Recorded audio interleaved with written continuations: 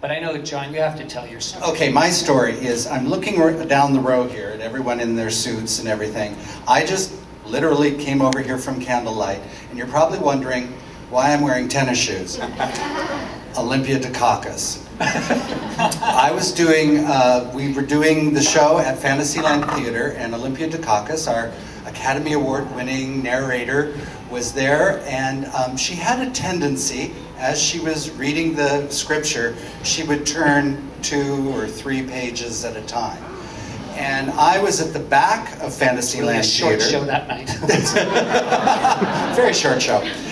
Back at the theater, I see her, I mean, she literally turned 3 pages, then started the narration, and we had a monitor on Nancy down in the orchestra, our conductor, and I saw this.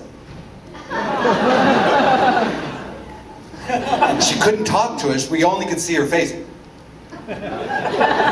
Me, in the back, when I had my dress shoes on, ran all the way around, down to back behind the stage. I ran all the way down. I came crawling up to where the podium was, and she was standing up there, and she was just talking, and then the music kind of stopped, and she looked down at me. What? And I was like, you skipped a page, you skipped a page. Thank you. We continued. A couple pages later, John from the back of the room. Hey!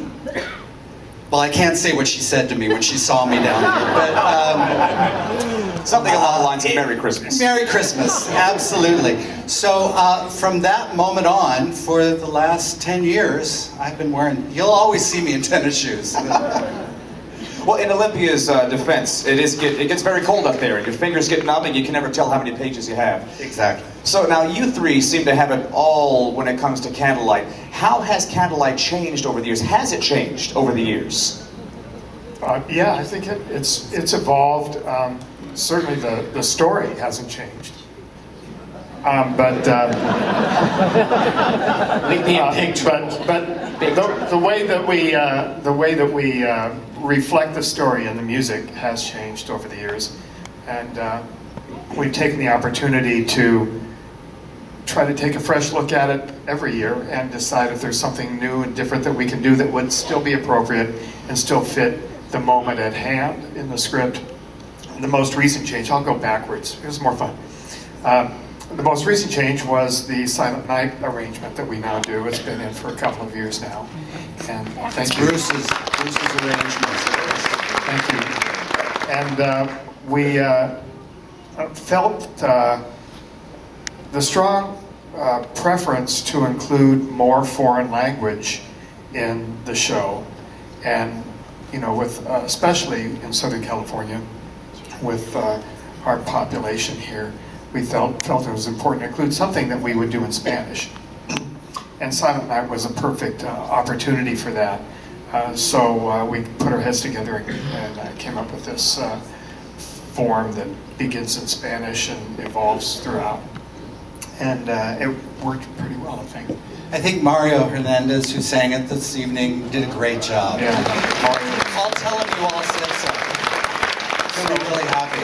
Yeah, so going back from there, we also changed one of our arrangements and included some French in it.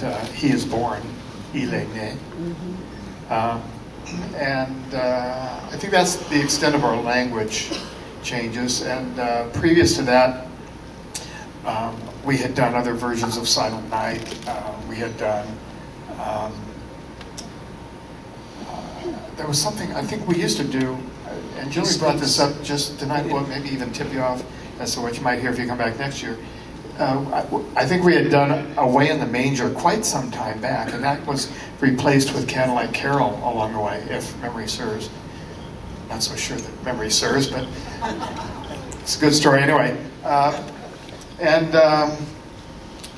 We also had done, when we used to do one show a night, we had done a pre-show concert of about 20 minutes of music, of more secular holiday music. Songs like White Christmas and chestnuts roasting on an open fire, the Christmas song, things like that. Oh, What a Merry Christmas Day. Does anybody know what that song is from? Oh, What a Merry Christmas Day? Just shout it out. No? Don't tell us, Bruce. Don't tell you? No, tell us. Oh, okay. It was from Mickey's Christmas Carol. It was the main title to Mickey's Christmas Carol.